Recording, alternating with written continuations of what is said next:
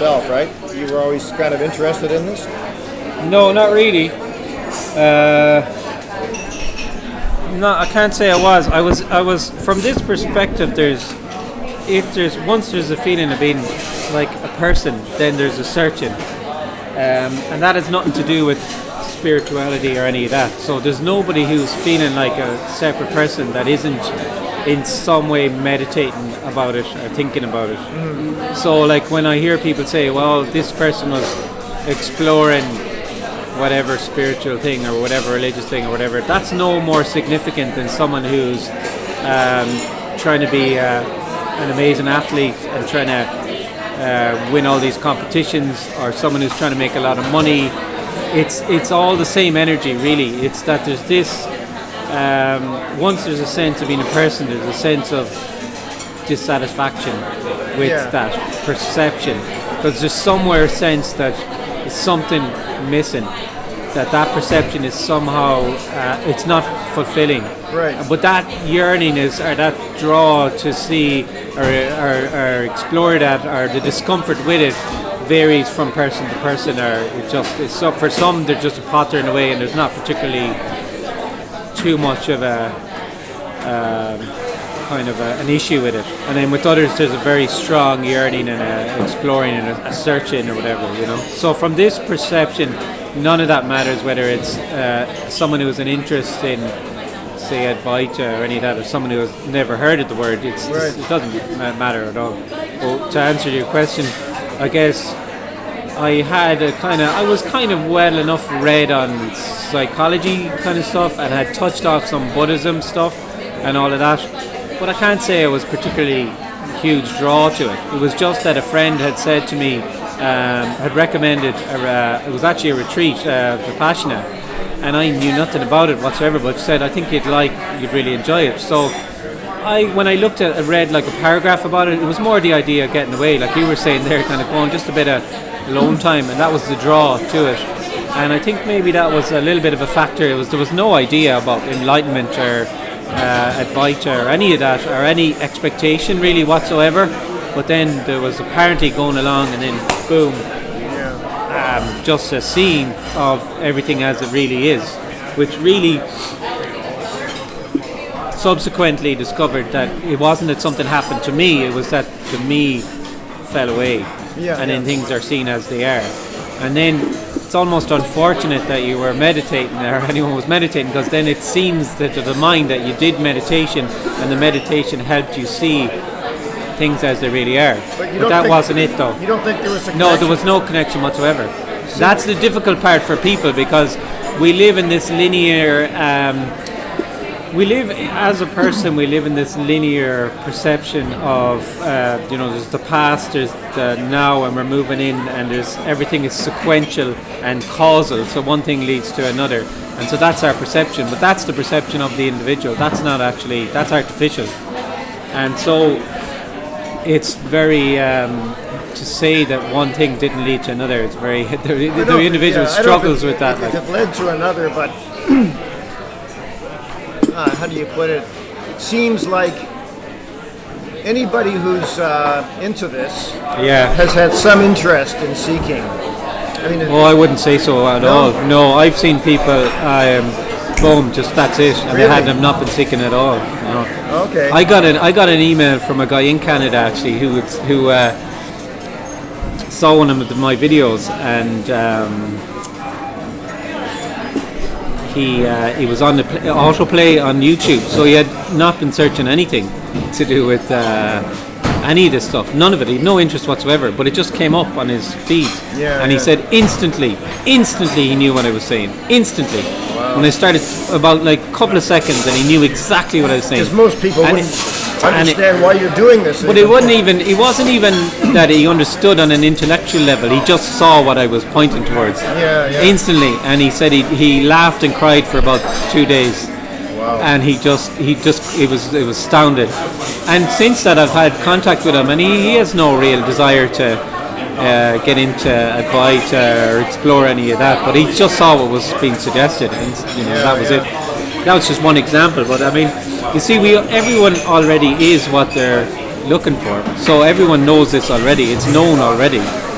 And so, it's just from this perception, it resonates. Resonates is a nice word. So it resonates as it resonates. So with it, some people there seems to be a kind of readiness or an openness to it, the suggestion, and it just resonates with them.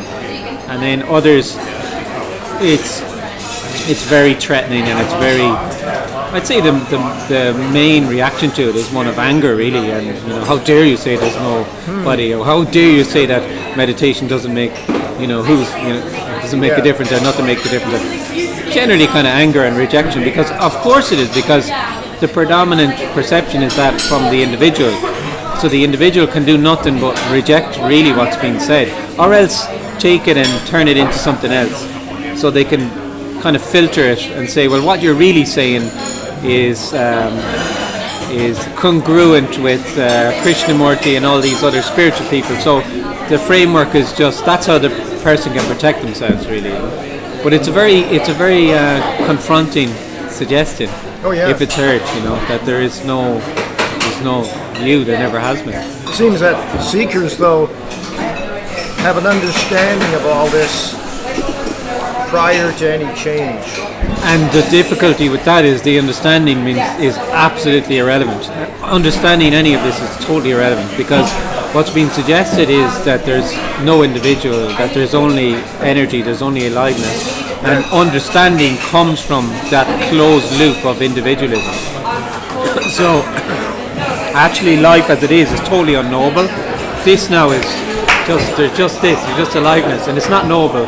And so to know this is an abstraction from wholeness, because there has to be a me and a this.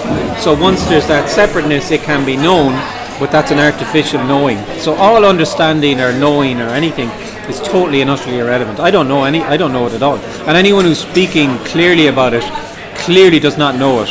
It's not a known intellectual knowledge, and are the people who are speaking about it and appear to be, but they're speaking from that, it's a totally different energy. For me, I'd have no interest in it at all, because they might be saying very similar things to what I'm saying, but it's a different energy in that they're clearly speaking to somebody, and it's from an understanding and perspective. It doesn't have, for me, this boundlessness to it. It has a different sort of, it's a different energy. It's a kind of, that's the closest I can come. It's like it's a speaking to somebody, and that's the predominant communication. That may be where I'm coming from. I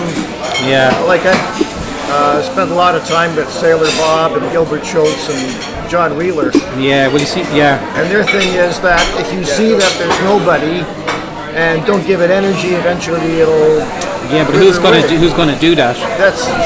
That's the problem with all of them guys. Yeah, who's going to do that then? All of them people you just named, to me, I would have no interest, because anytime I've listened to them for any period of time, I got the very clear feeling that they're speaking to an individual, either explicitly or less explicitly speaking. Yeah. Some people are it's much more subtle sometimes now. There's even people who are saying, well, there is no you to do or not do.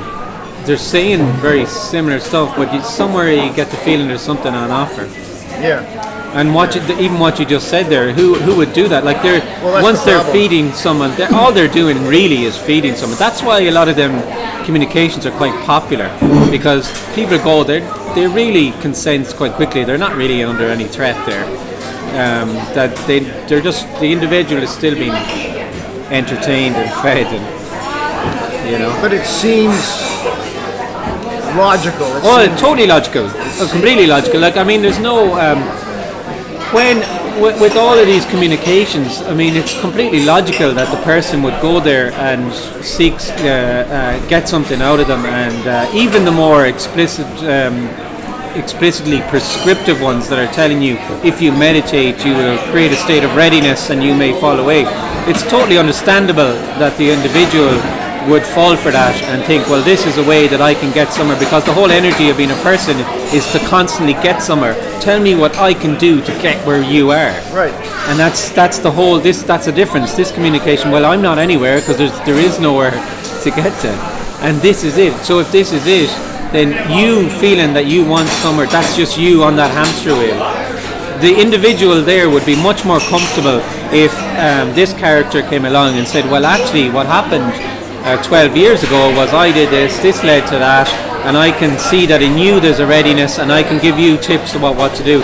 And that would have such a different energy and have a nice kind of, it's almost like the individual kind of feels a little bit full with that. It's almost feeds it, and that's a temporal thing that can last a few hours or a day, and next thing you're back to. Well, but it's also that, like, I can see that there's nobody in here. Yeah, it is seen there's nobody in there. Yeah, maybe that's a better way of putting it. Whatever I would tell you about myself is obviously a narrative. A narrative, yeah. Yeah, thank you. Okay, thank you.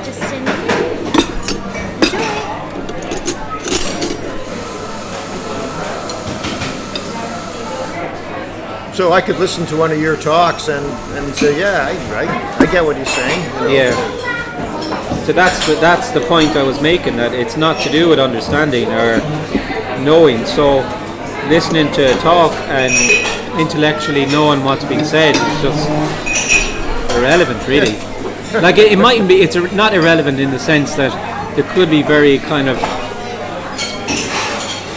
intellectually or psychologically, or there could be a very kind of a fixed framework or view of the world, and so the communication can kind of loosen that a bit. So the person might feel freer in the sense that they might have been a strict Catholic and they're living to these regimented rules, and they have very fixed ideas of life and the way it should be led, and then they hear this, and even understanding this, there can be a sense of freedom for the person. But that's not really what this is about, though. It's pointing to something that's unknowable and ineffable and boundless, and and when it's seen, then it can't be. If it was seen here, you couldn't explain it to me, just as I can't explain it to you. And paradoxically, it's just totally ordinary. It's already what is, always, or what appears to be always. So that it appears to hide by being already what is. So it's remarkably ordinary. It's not special in any way, and there can be a lot of laughter about that when it's seen. It's like, oh my God, it's just always been this. Like I've been running around like a lunatic looking for this, and it's always just been here. It's never left me.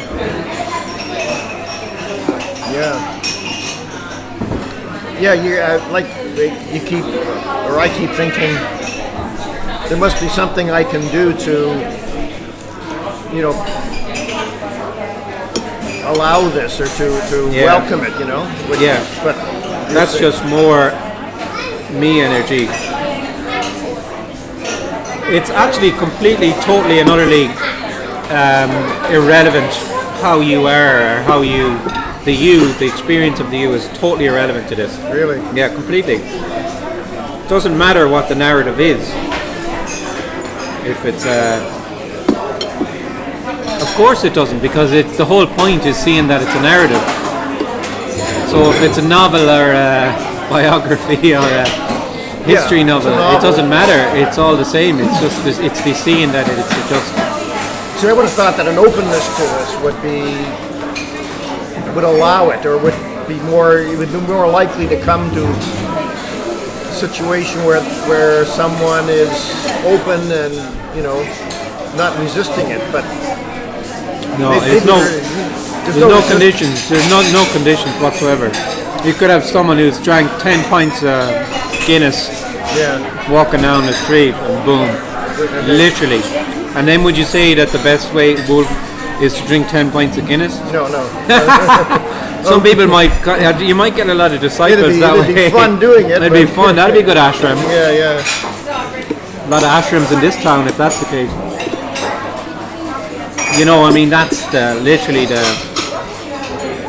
I know someone who bought a litre of milk, and in the transaction, just boom.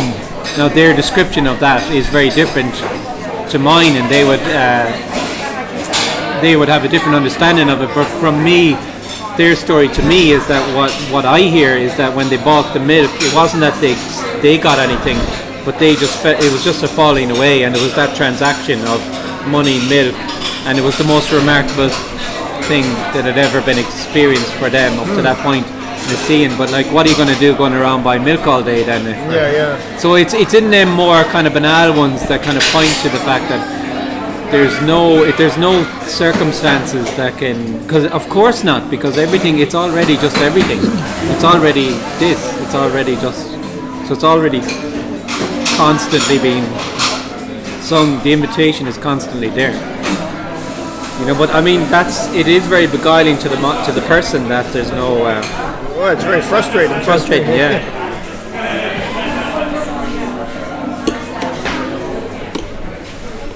Like, if there is only this and there is only energy, how can you be closer to it or further away from it?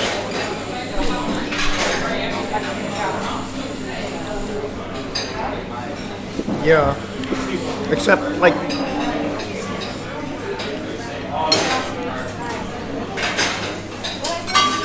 the way you're speaking about it is not the way I could speak about it. Because something happened. I don't know if happening is the right word or... Apparently, you hear the word apparently a lot because nothing actually happens. This right now is something appearing to happen. So this now is nothing and everything. Whereas for the person, it's me sitting on a table in a cafe, and this is my fork, and everything is related back to this false center all the time.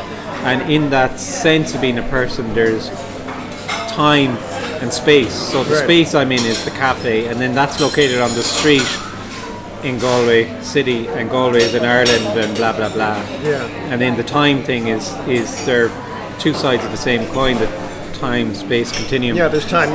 They're both related to each other. Yeah. So I mean, that's over there. It's 15 foot away, and it'll take me 3 seconds to get there. Blah blah blah. I mean, but that all emanates from this false center. So when that falls away, it's seen that it was never actually real there. It was never there to begin with. And then that's why time and space there's apparently time and there's apparently space, and then there's apparently something happening, because when there's a person, it's in that kind of time space causal sequential thing that, you know, I opened the door, I walked out, and I got hit by the car. You know, so this is an event that happens in time. But when you take time and space out of the whole thing and you take the me falls away. It's just seen that there's just energy, which is just, this is no thing appearing as everything. So everything is actually, it's like the Buddhist thing of the form and the formless. The form is formless and the formless is form. Whatever way you want to put it, it's the same thing. And that the quantum physicists are also discovering is that everything is actually empty, totally empty, and emptiness is full. See, everything you said about you being here and 15 feet away and all the rest of it, you still know now. You're aware of it. Well, there is a sense of, I know what you're talking about when you say 15 seconds. Yeah. Or whatever. I know what 10:30, just the mind still functions. So it's not as if just because it's seen here that time is apparently real doesn't mean I can't meet you at 10:30. Because that was the arrangement. So people have a perception that if the me falls away, everything would collapse because everything is happening because of me. So if there's no me, how would I meet him at 10:30? Is almost the idea. But you see, there is no me anyway. So there's no me there either, and it's a false addition to everything. So when the me apparently falls away, everything just goes on as it did before, and all of these things just play out. And there is a body, mind here that just, everything just functions and processes, and emails appear to be sent, and arrangements appear to be kept or not kept or whatever.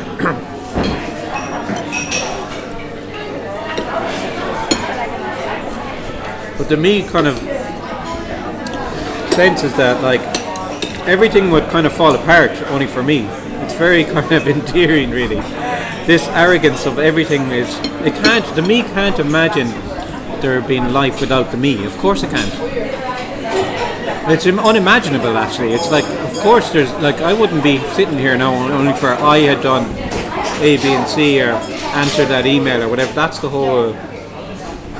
Except that as right now, you occupy my attention, and I'm very much aware that there's nothing behind that attention. It's just attention. That's it. Yeah. There's no entity here. Oh yeah, yeah. There's no entity here right now that was here 10 minutes ago. No, there is no entity there. No, there's just a body mind. Body and that's just aliveness there. Yeah, aliveness. And this is aliveness here, and that's aliveness teacupping, and there's only aliveness. That's all there is. So it's from this perception when it's shared is that obviously there can't be anything on offer because all the perception can see is energy, which is boundless, unconditional love already. So it's only when people say, yeah, but, and what can you give me, to see this or whatever, but how can I give you anything if I can't see you? You're not there. Right. And then the energy of that communication is very, very, very different to all the other communications that we're used to, which are, well, I can see there's an openness to this now, and if you do A, B, and C, and I'm going to help you with this, then you'll get there. This is the standard thing. It's the total opposite of that, is that the suggestion is, there is only this, and there's a kind of, there's an indescribable kind of boundlessness to the communication then, because there's no agenda in it. Right. And there's along with it being for the sense of the person that's there being extremely confronting. If it's really heard, it can be extremely confronting. Sure, for some people. For some people, yeah, and not at all for others. There's just sometimes it's just a readiness, and it's like, okay, it's just seen.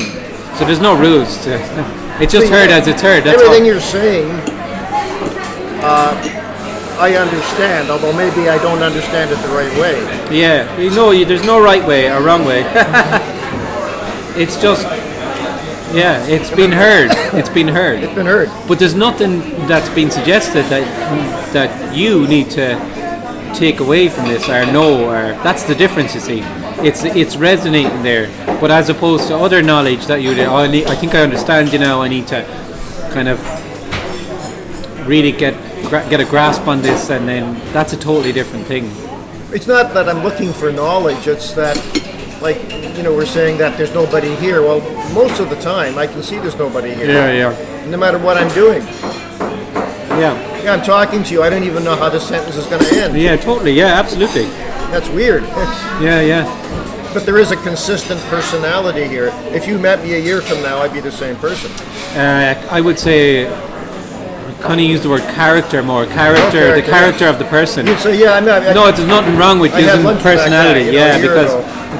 I guess for me, kind of personality would be more like the persona, the face that meets the faces that we meet, or whatever that poem is.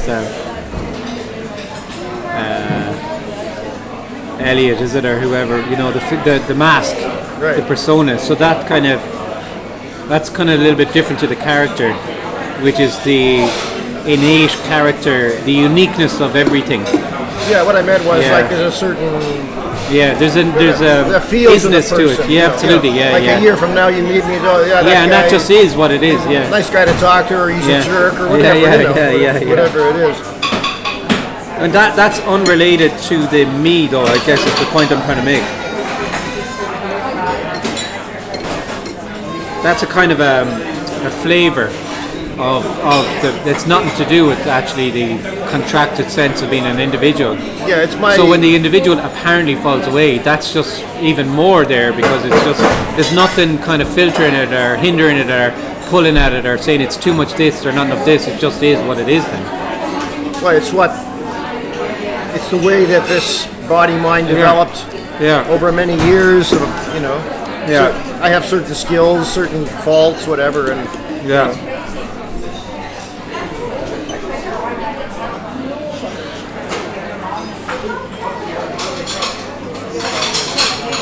See, so many people could watch your video and then go to a Sailor Bob video and say, "Oh yeah, same thing," Oh, totally. Yeah, I get that completely. And there's nothing right or wrong with any of it. People, it's heard as it's heard, and people figure out, this is the same as this or this is the same as that, and that's why a lot of people ask me, what about this person or that person? And I don't really prefer not to comment at all really anymore, because I just feel it's kind of getting a bit prescriptive when I say, well, no, he's offering something or she's offering something, or just decide for yourself. Yeah, I'm just doing. People decide for themselves, and it's all there. So you go decide. I would say that it's still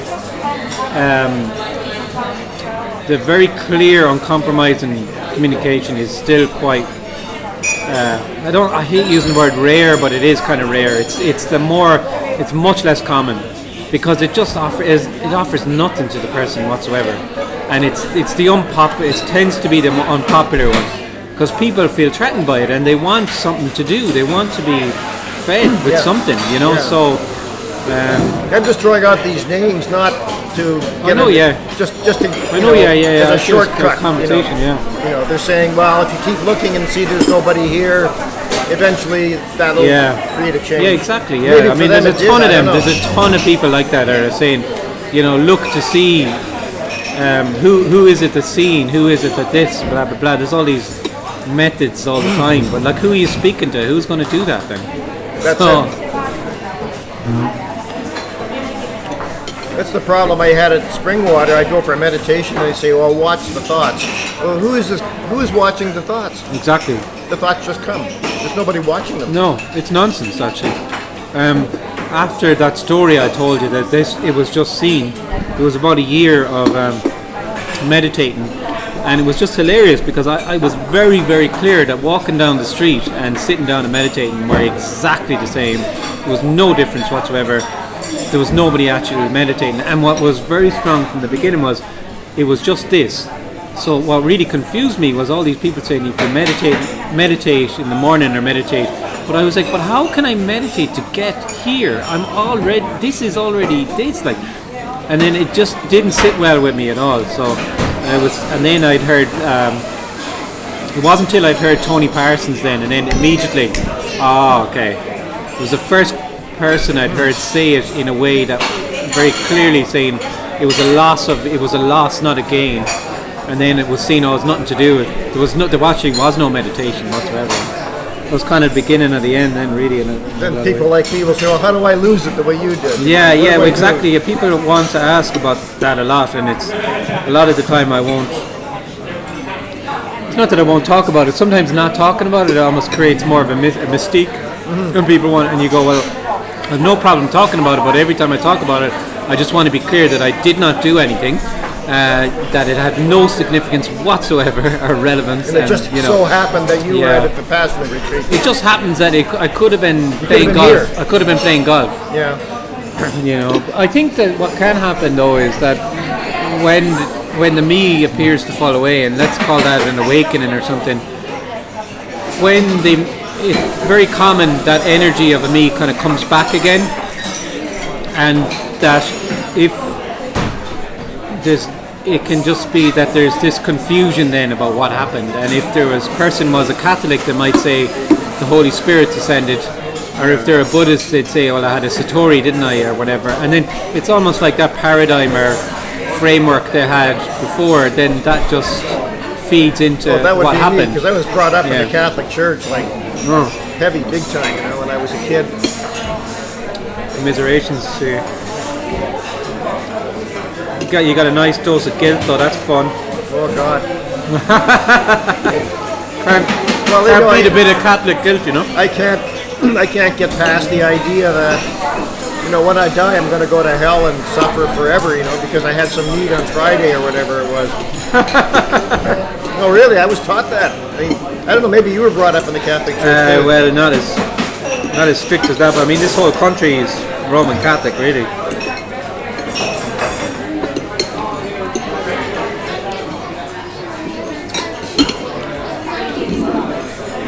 I do remember getting confirmed and waiting for the Holy Spirit to descend upon me.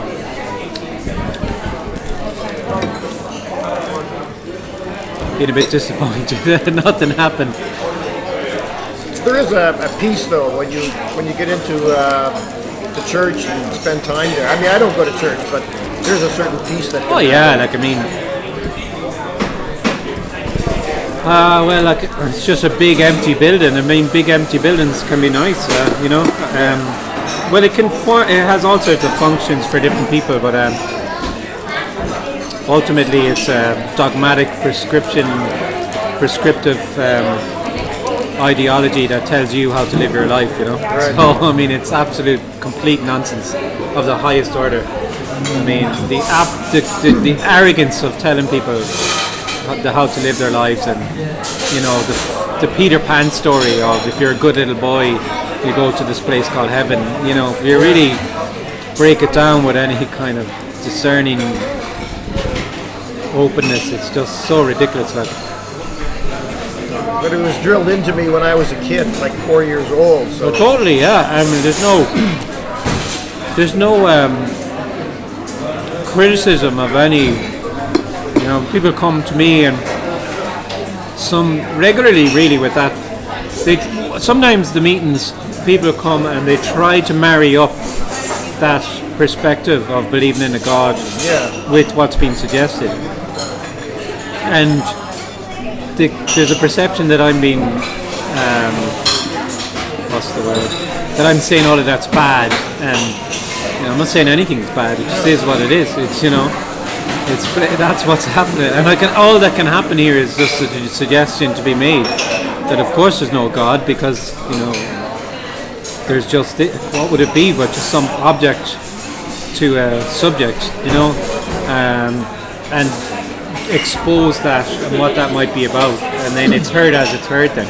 But there's no, I think an element of the meetings is there's clearly no agenda, and some people sense that really quickly, because if there was an agenda it would be, oh, you've come to me and you believe in God, and I'm going to show you that there is no God, so I have some agenda then to show you there is no God. What agenda could there possibly be? Yeah. You know, I mean, that's what's happening. So it's continually back to, well, that's what's happening then.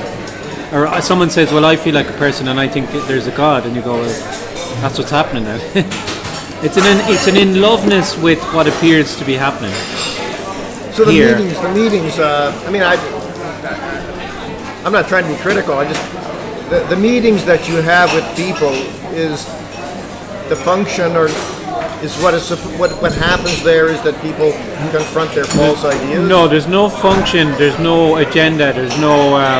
There's just a passion for freedom and liberation and this perception. So it seems to be then that there's questions to this character, and the questions then come in, say, through email, or you know, will you have a meeting, and people there's an interest, and then there's a meeting appears to happen.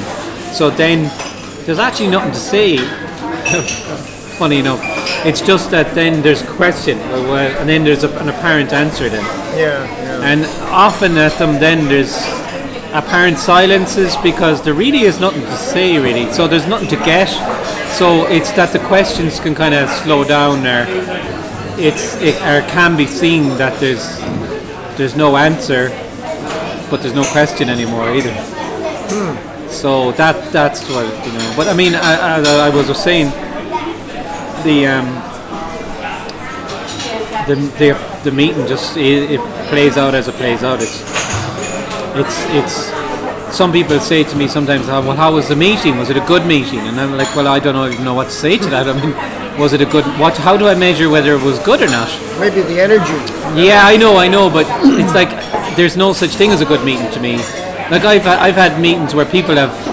I thought at one stage that I could get stuff thrown at me. There was an awful lot of anger, like, and for me, I mean, that was a perfectly great meeting. I enjoyed that meeting. I saw one where you were in New York City and they were almost hostile. You know. Well, there's nearly always hostility, to be honest with you.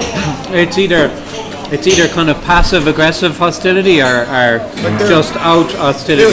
They were trying to make fun of you, you know. And yeah, but that's what's happening then. Yeah. There's no. But it was from a point of view of their being threatened somehow, and they feel. Well, it's what happens is the person, if it engages with it, feels very threatened, and there's frequently a very personal attack, and that's just the reaction. So, from this perception, then that's what appears to be happening. Yeah. There's no. So maybe the point of the meetings, I don't get. No, but there is no point to them. That's the whole. Yeah, or the why of the meetings is just so people who have an interest in this can get together. Yeah, and even that though, there really is no point to them. Like that's the whole suggestion is this is absolutely pointless. Everything, the only reason there would be any point to anything is from a sense of a person who's separate to everything, who's looking for meaning really in life and wants a point to everything. But actually, life is beautifully pointless and boundless and just. It really is. So I mean, that's almost impossible for the person to. It is impossible for them to understand. There has to be a point. There has to be meaning. There has to be, because all of that just fortifies them as there's some meaning for me. Yeah. Or you want to get in tune with it. Yeah. They want to get something out of it. I mean, a lot of people would come and they're struck by the immediate disappointment of the meeting, because of course it's disappointing. It has to be disappointing. If it's not disappointing for the person, then there's really something on offer somewhere, because the person lives in a hopeful energy. Yeah. It's all hopeful because it's something better than this. It's a hope for something better than this. So it's a rejection of this all the time. So the communication is obviously hopeless. It has to be hopeless, because what would there be any hope for? Well, hope for what? Because it's just this. So the energy often is very, like if someone says this is totally fucking hopeless, I mean, I'm going, well, I'm bang on. So that's good feedback for me. Yeah. I mean, there isn't even a meeting, to be honest with you. It's only everything. That's just another label. Yeah, thank you so much. Lovely. Do you want anything else? Or? No, I'll just sip away at that.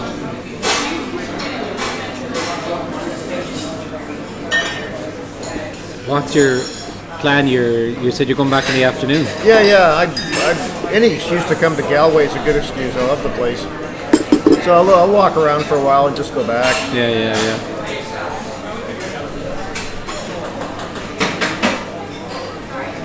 I'm having a retreat in October in County Clare, you know. So, okay. Yeah, so it should be good now. I've got about someone coming from Australia, New Zealand, Sweden, maybe Canada, I'm not sure. But it'll be Wednesday to Sunday, you know, so okay, that's it'll be in nice. October. October, yeah. So I'm kind of dipping my toe in the water of that. I haven't done them before, so they make sense to me. I think it'll be really enjoyable to kind of a bit more kind of immersion in the communication of, like, you know, kind of setting it out on a Wednesday, and then you'd have several meetings, Thursday, Friday, Saturday, and a meeting Sunday morning. But then you'd have the afternoon. People will have the afternoon free because do whatever they want. But yeah, I'm excited about it now. It'll be good. Do you have dates at all? Or? Yeah, the 9th to the 13th of October. Okay. Keep that in mind.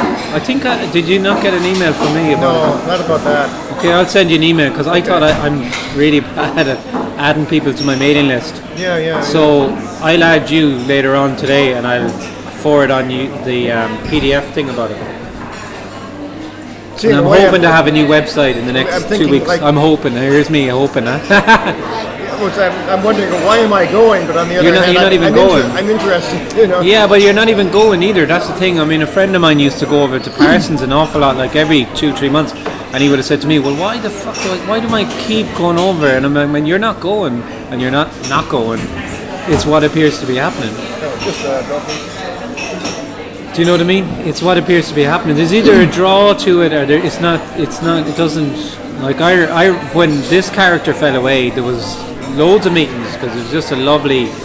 I just really thoroughly enjoyed the communication. Maybe it's just you enjoy being with people who have the same. Yeah, there's no reason for it. There's either a draw to it or there isn't. You know? I've got like maybe 2 people in Toronto that I can talk to about exactly. this. Yeah. Well, I mean, from my perspective, there's an apparent energy to the communication that's different. It's like a boundlessness or something. It's very hard to describe.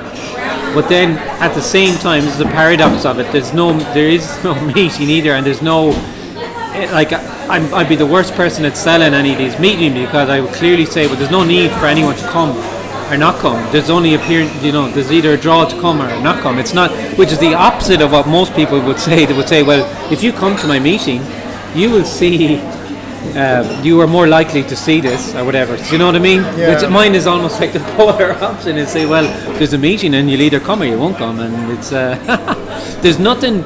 I guess there's nothing that's at any apparent meeting that's not constantly available, is what I'm saying. Right. You know, I mean, we apparently had a conversation here, and you're going to walk down the street and you're going to go into a shop. Going into a shop, apparently, that's it as much as this. Of course it is. Yeah. You know, there's only just this. So that's why so people either apparently show up or they don't, and it's beautiful. What you said about how, thank you. Yeah. How do you pay here? You go where that gentleman is there, and you pay the guy there. Yeah. You know, when you said that there's no point to anything. No, everything is beautifully meaningless. Yeah. But in many ways, that's more infinite. There's more energy in that than if there was a point. Yeah, I mean, it's stunning. This is stunning. I mean, it is, what's been looked for is infinitely more stunning than the mind could ever imagine. Yeah. And paradoxically, infinitely more ordinary, and just already ordinary. It's remarkably ordinary, because you are already it. But it's just that the energy of me keeps overlooking it and keeps rejecting just this. It's stunningly ordinary. Stunningly ordinary. It is already just what is, or appears to be. But then, when it's seen that all the mind's idea of what what people think of as enlightenment, there is no enlightenment, but whatever it is, the mind's idea is just rubbish compared to the actual just isness of. Yeah. Wow.